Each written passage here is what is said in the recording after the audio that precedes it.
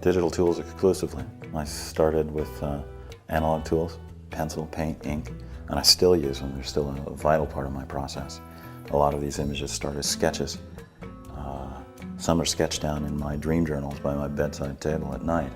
Some are sketched in the field. Some are sketched after the fact when I'm looking at the images that I've made. And that sketching process is a very important component of my work. So there are definitely some analog materials. Well, I am interested in composition and in geometry. So that may be what you're looking at, particularly looking to find an order in nature. And that's why you might find more complex patterns that you would find described in chaos science, say the Mandelbrot set or the Julia sets.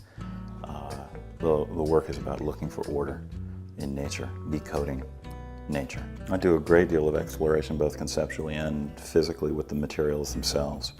So the ground has very definitely been prepared. But I feel that the best answers or discoveries that I find come spontaneously. So there's a great deal of preparation, and yet I'm hoping that the process will surprise me, that it will teach me or inform me, help me grow. So it's an interesting combination between very intuitive, emotional, impulsive work and a lot of analytical forethought. I'm not looking for conventional answers, and I'm not looking to create an image that simply diagrams what I've discovered before. I want the process of making an image to be a process of discovery, one that changes my perspective. I think that if the artist's perspective isn't changed, doesn't grow in some way, that there's no hope at all for that to happen for the viewer. It's got to happen here first. And that's really why I'm in it. Even if the viewer if I never had a viewer, if no one saw this work, it would still be a vital part of my life, my exploration about what it is to be human in a natural world. I think it's that desire to contribute and participate with the natural environment and its preservation that has led me to become an artist, and particularly one that spends a lot of time out in the field. Photography gives me a great deal of access. It's a passport.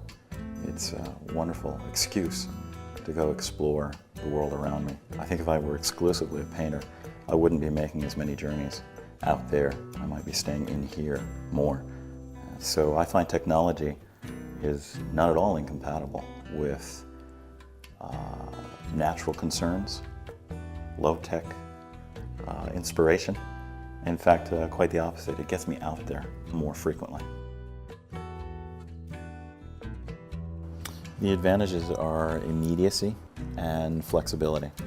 The ability to accommodate many different types of vision and to create a meeting place for many disciplines.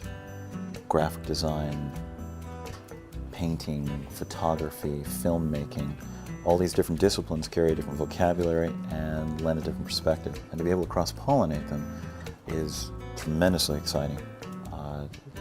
We've only begun to explore the shape of media in the near future. It's a time of extraordinary change, and it's a wonderful time to be in these fields because what we do today shapes what happens tomorrow. It shapes culture. It's important to understand that culture is a byproduct of history and that we are coming from someplace. And so rather than just inventing these things out of nothing, I think it's easy to not do one's homework and research the past, see what other people have done, how they've done it, why they've done it. It's easy not to be informed. So we've got a lot of homework to do. If one wants to be a graphic designer, one should know something about the history of graphic design, the invention of the printing press, what letting and tracking is. There's a whole language and a vocabulary to each one of these disciplines, and if one's going to cross-pollinate them in a sophisticated manner, one has to know an extraordinary amount. So those are formidable challenges.